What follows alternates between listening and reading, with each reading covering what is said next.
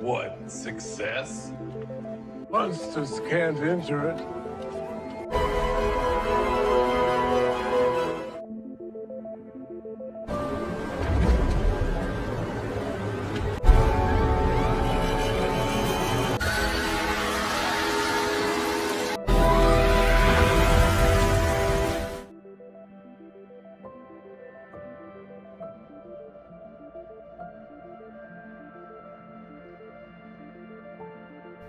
Hai para pecinta film, pernah nggak kalian membayangkan bagaimana jadinya jika kalian memasuki dunia lain yang berisi para dewa dan juga para monster? Dan inilah kisah yang akan kita bahas dalam series yang berjudul Percy Jackson and the Olympians. Di season yang pertama, series ini terdiri dari 8 episode dan saya akan membaginya dalam 2 part. Baiklah, tanpa berlama-lama, langsung saja kita masuk ke pembahasannya.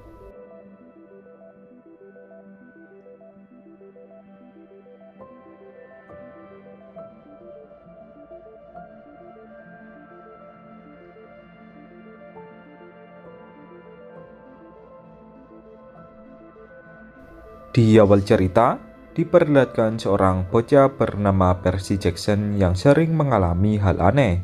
Sejak dari kecil, dia sering melihat berbagai makhluk mitologi yang tak bisa dilihat oleh manusia pada umumnya. These impossible things. Just want to come here about the imaginary stuff.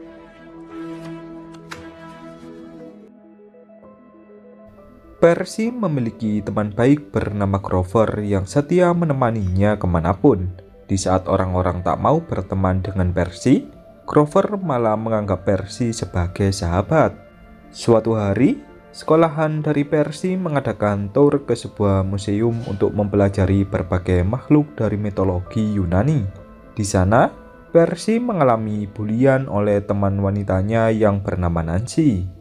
Seorang guru bernama Tuan Brunner pun langsung membela Percy dan memberikannya sebuah pena. Tuan Brunner menyuruh Percy agar menjaga pena itu sebaik mungkin.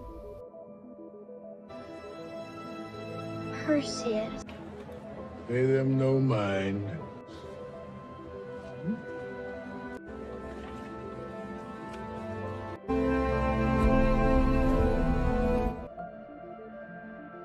Di saat waktu istirahat, Percy kembali diganggu oleh Nancy yang melempari Grover dengan sebuah keju. Merasa tak terima, Percy langsung mendatanginya dengan penuh amarah. Seketika, Nancy langsung terpental padahal Percy tak menyentuhnya.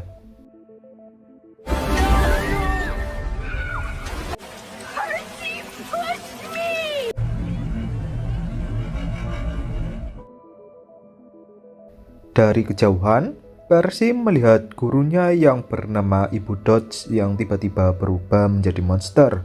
Dia pun langsung tak sadarkan diri dan menganggap jika apa yang dilihatnya hanyalah halusinasi.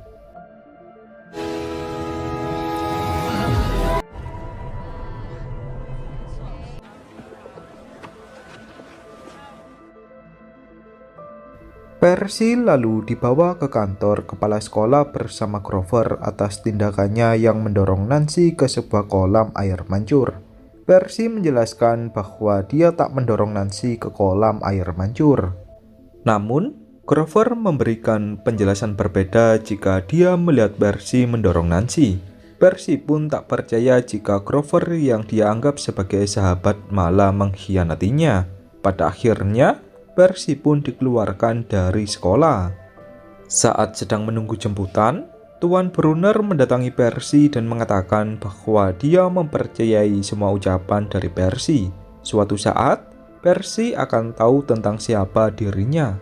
Tak lama kemudian, Percy pun dijemput oleh seseorang yang akan mengantarkannya pulang. I suspect I don't need any more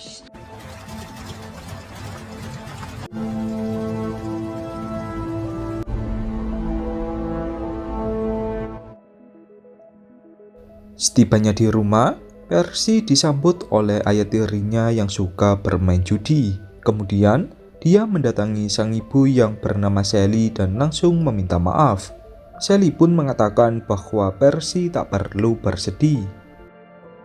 I'm just very glad to see you. I told him I believe my kid to pick up your walk, Mr. Brunner. Sally lalu berniat mengajak Percy untuk pergi ke kabin tua di tepi pantai. Kabin itu merupakan rumah liburannya yang sering dia datangi semasa kecil. Sally ingin mengajak Percy berlibur untuk menenangkan diri.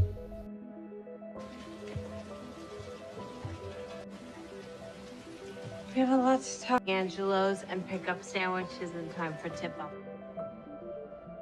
Di saat tengah tidur, Percy bermimpi melihat sosok aneh yang sering mengatakan bahwa Percy adalah penakut dan juga sangat lemah. Ketika terbangun, Percy melihat dirinya yang sudah tiba di tempat tujuan. Sally lalu mengajak Percy untuk masuk ke dalam kabin dan bercerita tentang keadaan di sekolah. Percy mengatakan bahwa semakin dia dewasa, dia semakin sering melihat makhluk aneh yang tak bisa dilihat oleh siapapun. Pieces. More real. Something. Mom, how did you know about that? Tak lama kemudian, datanglah Grover yang entah muncul dari mana. Percy pun langsung merasa terkejut bagaimana Grover bisa sampai di sini. Ditambah lagi, kaki Grover yang seperti kaki kambing. Not panicking. I feel very good about it. Tell him about me? You're early. Grover pun meminta maaf atas kejadian yang terjadi di sekolah. Dia lalu mengatakan bahwa dia akan menjelaskan semuanya. Namun, pertama-tama mereka harus segera pergi dari tempat ini. Percy lalu bertanya tentang apa yang terjadi. Sally pun lalu mengatakan bahwa Percy adalah anak keturunan dewa atau yang disebut blasteran. Grover lalu mengajak Percy untuk pergi ke sebuah tempat di mana para blasteran berkumpul. Di usia sekarang ini, para blasteran sangat rawan sekali untuk diincar oleh para monster. Grover juga menjelaskan bahwa dia sebenarnya adalah satir atau manusia setengah kambing. Dia diutus untuk menjaga Percy oleh dewa Poseidon. Kini, ia ditugaskan untuk menjemput Percy dan membawanya ke sebuah camp.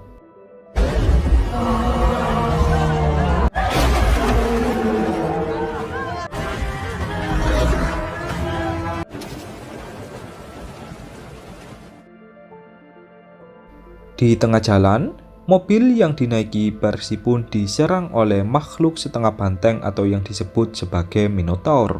Grover mengatakan jika Minotaur berniat memburu Percy atas perintah dari dewa kegelapan. Ketika hampir tiba di pintu masuk ke dunia lain, Sally bersama Percy pun harus berpisah satu sama lain sebab Sally yang seorang manusia. Tanpa diduga, Sally harus menjadi korban dari Minotaur dan menjadi abu.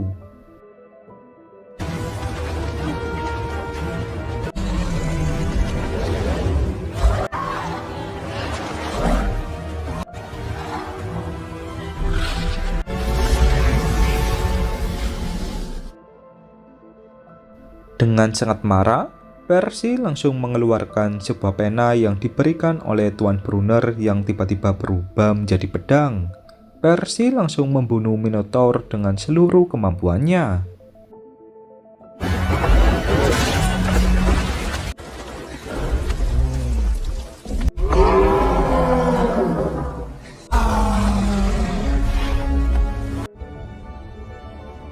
We've been Keesokan harinya, Percy tersadar di sebuah tempat yang tak tahu di mana. Grover lalu menjelaskan bahwa Percy berada di sebuah camp suci yang tak bisa dimasuki oleh para monster. Where are you going? Yeah, but it isn't that.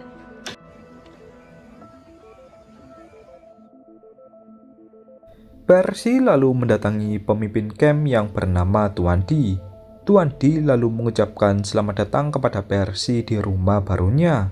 Tak lama kemudian, Percy melihat Tuan Brunner yang ternyata adalah manusia setengah kuda atau Chiron.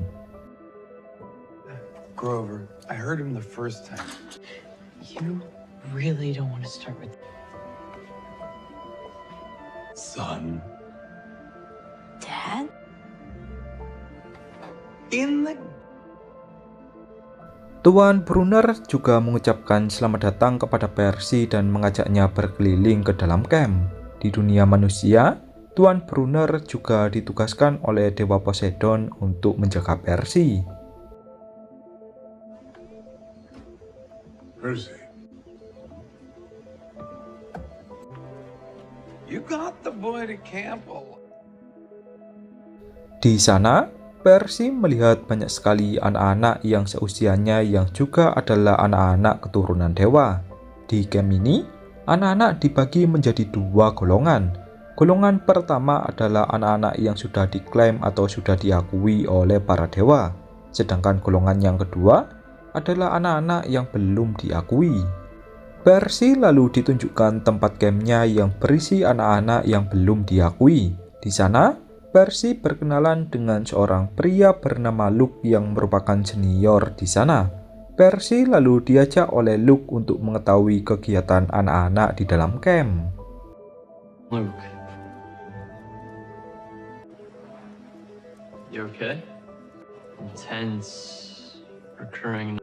Do you not know who you're... Am I... You can enjoy what this place actually does.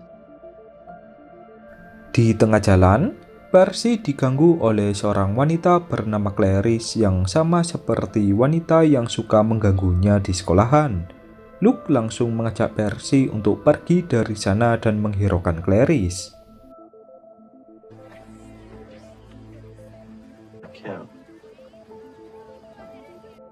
You can't force the gods to do it.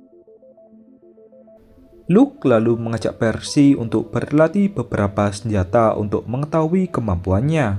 Di latihan pertama, Percy diperintah untuk menggunakan anak panah, namun ia tak memiliki bakat sama sekali. I wanna be...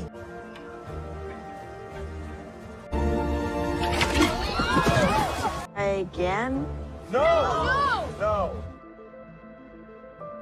Di latihan kedua, Percy diajarkan untuk menjadi pandai besi atau pembuat pedang. Namun, dia juga tak memiliki bakat sama sekali. Luke pun lalu memberikan semangat kepada Percy, mungkin dia berbakat di hal yang lain. Most. Then they know you really mean failure.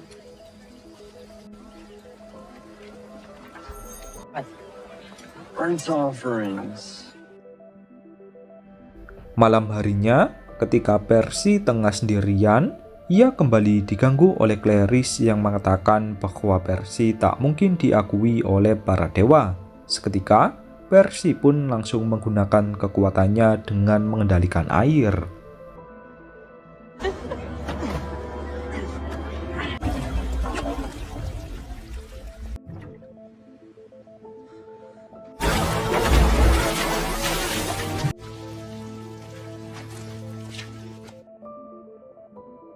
Kejadian itu pun dilihat oleh seorang wanita bernama Annabeth yang entah muncul dari mana.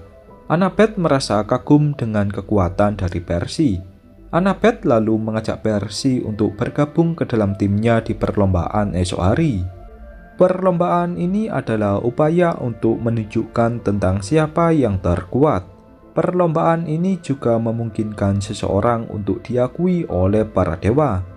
Luke menjadi pemimpin di kelompok yang pertama yang berisi Percy dan juga Annabeth. Sedangkan kelompok yang kedua, mereka dipimpin oleh Clarice. Yeah, sure. it's time. As always, there will be respected. Di saat perlombaan dimulai, Percy diajak oleh Annabeth untuk menjaga sebuah wilayah, sedangkan Luke dan pasukannya, mereka berusaha menyerang kelompok dari Clarice. Ketika berada di atas bukit, Annabeth tiba-tiba menghilang dengan topinya dan mengucapkan semoga beruntung kepada Percy. You still don't get where you fit into all this. Get from it.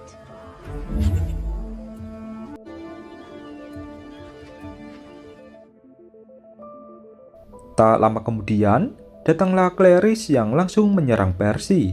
Percy yang sendirian pun merasa kewalahan sebab Clarice bersama 3 orang. Namun, Percy langsung menunjukkan kemampuan bertarungnya dan berhasil memenangkan pertarungan.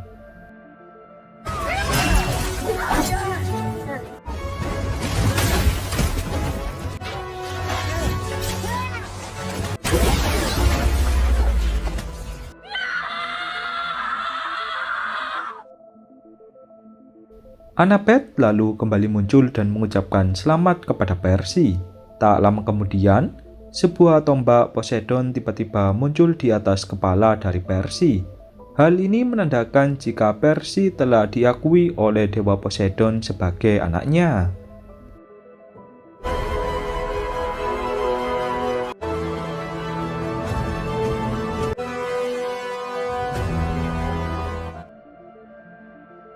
Percy lalu dipanggil oleh Tuan Brunner yang mengatakan bahwa dia akan mendapatkan tugas dari Poseidon untuk mencari petir milik Zeus yang dicuri. Banyak yang beranggapan jika pencurinya adalah dewa kegelapan atau Hades. Namun, Zeus menuduh keluarga Poseidonlah yang mencurinya. Jika petir itu tak dikembalikan dalam batas waktu yang ditentukan, maka akan terjadi perang besar antara dewa Zeus dan juga dewa Poseidon. Tak lama kemudian, datanglah Grover yang mengatakan jika ibu dari Percy ternyata masih hidup. Dia berada di dunia bawah atau tempat dari dewa Hades berada. That's where they want you to go too, is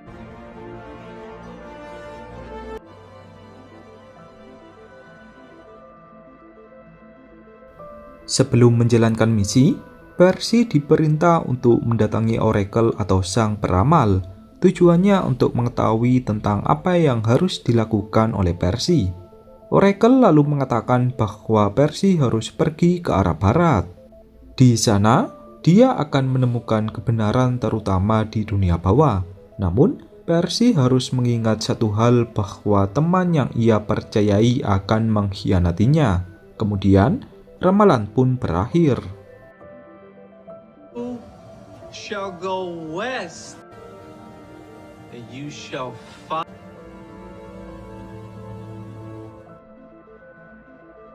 Tuan Brunner lalu menyuruh Percy untuk memilih 2 teman yang akan pergi bersamanya menjalankan misi. Percy pun lalu memilih Annabeth dan juga Grover untuk menemaninya.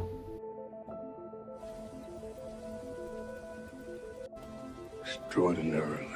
And The other candidates.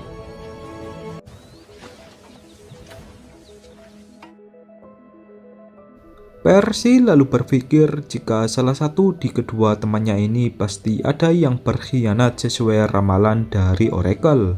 Sebelum pergi, Percy ditemui oleh Luke yang memberikan sepatu supernya yang bisa terbang layaknya burung. I brought you this.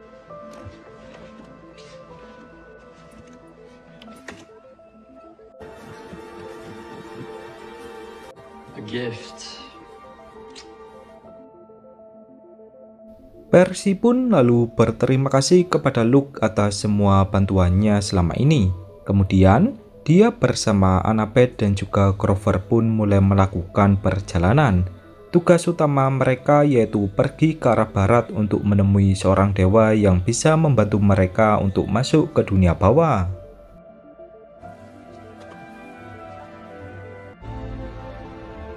altered the course themselves. We're soldiers on a mission. It's not a vacation. Dunia bawah ini yaitu dunia dari orang-orang yang sudah mati. Dunia ini dikuasai oleh Dewa Hades. Di tengah perjalanan, Annabeth merasakan kehadiran sosok monster dari dunia bawah. Friend. I really don't. The trick to getting through it. But it isn't your power, it's front one.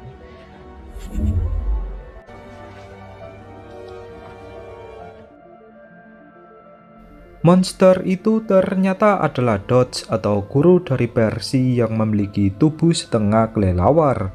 Annabeth mencoba memperingatinya agar dia tak mengganggu Percy. Namun, Dodge langsung mengatakan bahwa dia hanya menjalankan perintah dari Hades. We both know he isn't gonna be of any help. Some children must learn the hard. No. Kemudian, Annabeth mengajak Percy dan juga Grover untuk pergi dari sana. Mereka bertiga lalu melanjutkan perjalanan dengan berjalan kaki. Di samping itu, Dodge atau monster kelelawar masih mengejar mereka. We're fine.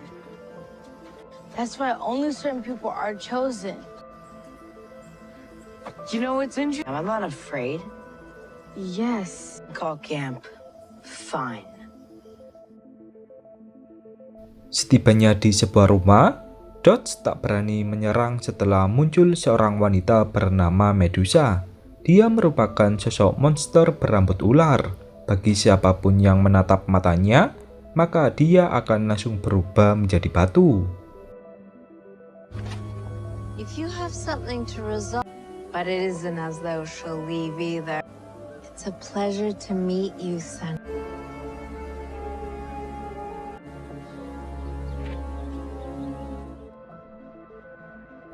Medusa lalu mengajak Percy dan kedua temannya untuk masuk ke rumahnya. Medusa juga berjanji jika dia tak akan menyakiti mereka. Percy dan kedua temannya pun langsung diperintah untuk makan terlebih dahulu. My mother did to you wasn't a gift. You love her? Of you? Offerings. I wasn't like you, sweetheart. Medusa sendiri adalah sosok monster yang tak menjalani perintah dari dewa manapun.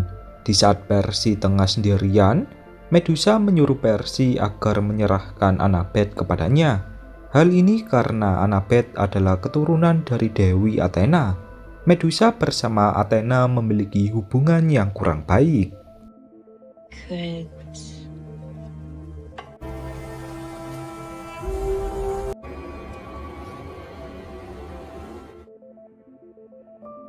Namun, Percy dan teman-temannya pun langsung pergi dari sana.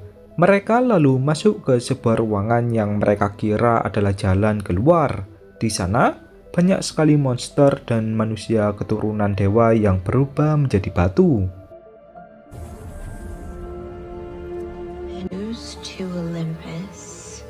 That will get my point across. When I ship your statue. Di saat Medusa tengah lengah, Annabeth langsung memasangkan topinya ke kepala Medusa yang membuatnya tak terlihat. Kemudian, Percy langsung memenggal kepala dari Medusa. Oh, man.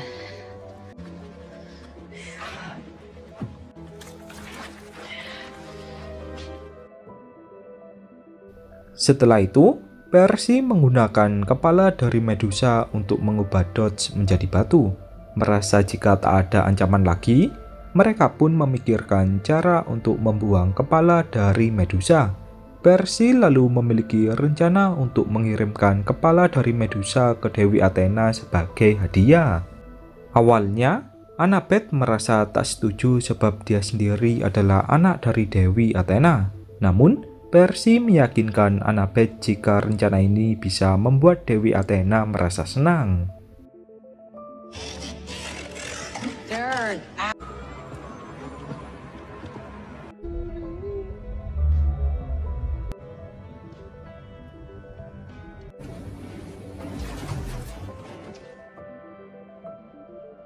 Singkat cerita, Percy dan kedua temannya pun melanjutkan perjalanan dengan menaiki kereta api. Mereka berpikir jika dengan begini, mereka bisa tiba tepat waktu di tempat tujuan. I've never been to Los Angeles. And you shall fail to save what Oracle said this quest would fail. And no... Hey.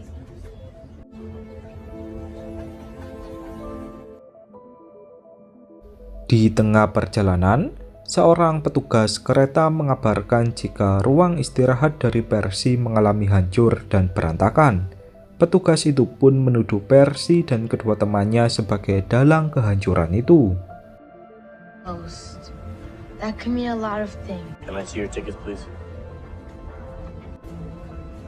You're in cabin 17.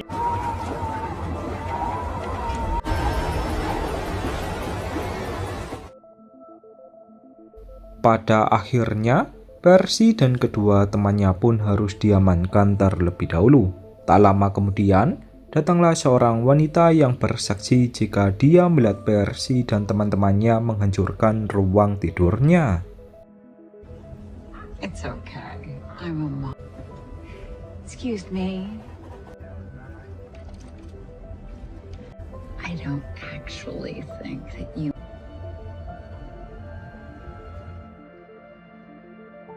Wanita itu lalu mengenalkan dirinya jika dia bernama Echidna atau ibu dari segala monster. Dia ingin membalaskan dendam atas kematian dari Medusa.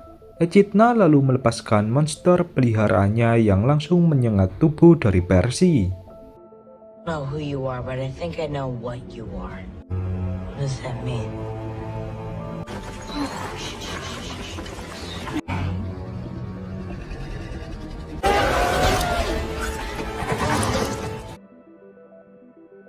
Annabeth pun langsung bertindak dan mengajak Percy bersama Grover untuk pergi dari sana. Dengan segala usaha yang dilakukan, mereka bertiga pun berhasil melarikan diri dari kejaran Echidna. Do you feel okay? I think so. Sure.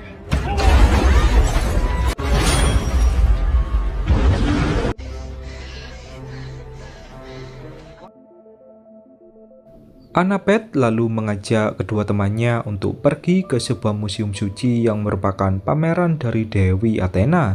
Annabeth berpikir jika Echidna tak akan bisa memasuki museum itu. A monument to the power of... I shouldn't have snapped that.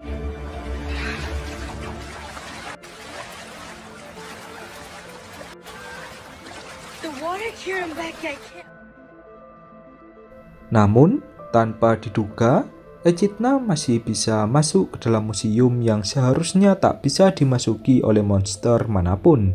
Di samping itu, kondisi Percy yang kini kian memburuk. Hal ini karena sengatan racun sebelumnya.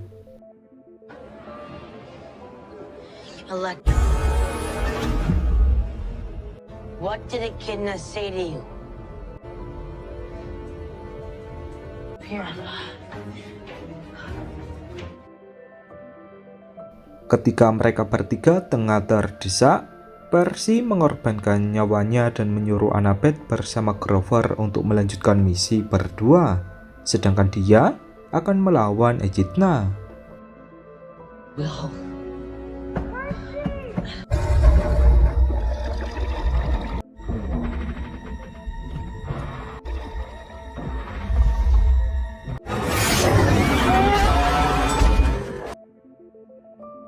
Pertarungan pun berlangsung cukup sengit, namun Percy harus mengalami kekalahan.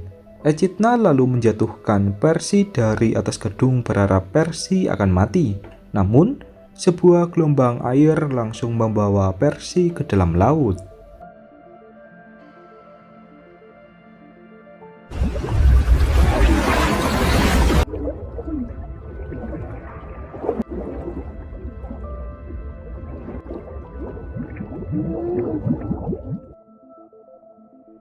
Di sana, Percy ditemui oleh sosok dewi yang merupakan utusan dari dewa Poseidon, dan kemudian part yang pertama pun berakhir.